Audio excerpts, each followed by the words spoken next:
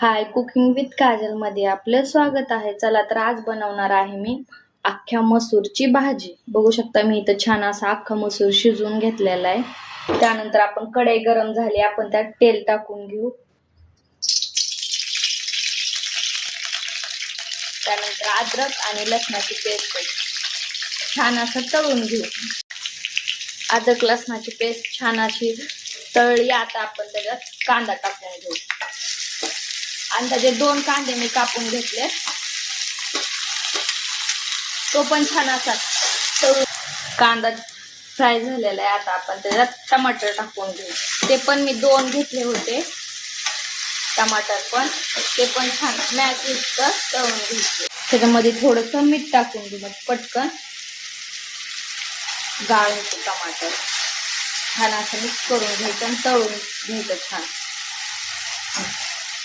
छान असं तळले. आता हे आपण त्यात मसाले टाकू. लाल तिखट, कांदा लसूण मसाला, धना पावडर, गोडा मसाला आणि हळद इत्यादी टाकून घेऊ. आता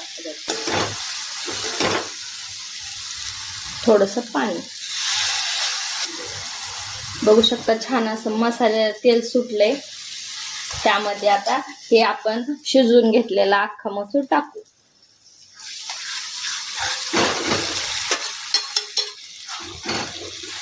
मिक्स करून घेऊ.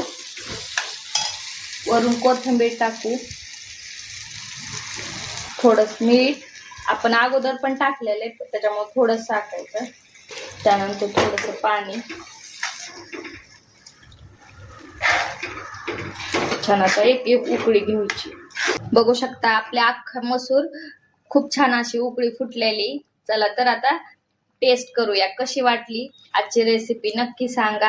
आणि ह्या पद्धतीने अख्खा मसूर करून पहा, खूप छान लागते. लाईक करा, सबस्क्राईब करा, शेअर करा. Cooking with Kajal.